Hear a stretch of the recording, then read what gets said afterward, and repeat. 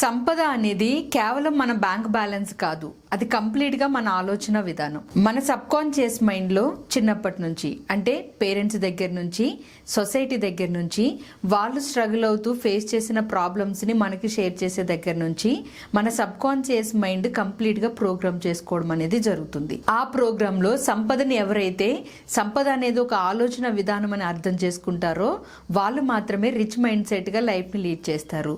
Rich mind set అంటే డబ్బు చుట్టూ ఉంటూ లగ్జరీ లైఫ్ ఉండి సంతోషంగా బయట ప్రపంచానికి కనిపించే ఎనర్జీ కాదు. రిచ్ లైఫ్ అంటే, రిచ్ మైండ్ సెట్ అంటే ఇవన్నీ ఉంటూ ఫైనాన్షియల్ ఫ్రీడమ్ని రిసీవ్ చేసుకుని ఎప్పుడూ సెక్యూర్డ్గా, సేఫ్గా ఫ్యామిలీని ఫైనాన్షియల్గా ప్రొటెక్షన్లో ఉంచేవాళ్ళు. సో అలాంటి ఫైనాన్షియల్ ప్రొటెక్షన్స్ మీ లైఫ్కి మీరు ఇవ్వాలి అన్నా, ఫ్యామిలీకి మీరు ఇవ్వాలి అన్నా దాని మీద పూర్తిగా అవేర్నెస్ అనేది ఉండాలి.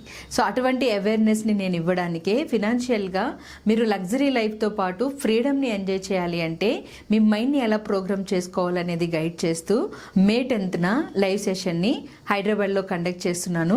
5 hours non stop manifestation energy ఉంటుంది ఈ లైవ్ సెషన్లో.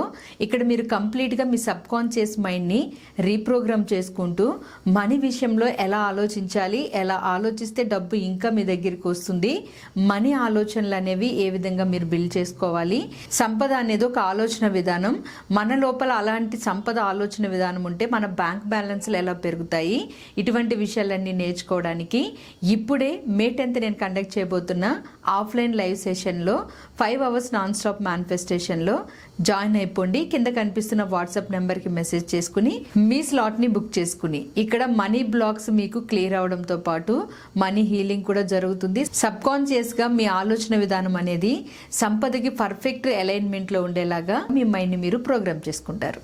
Thank you.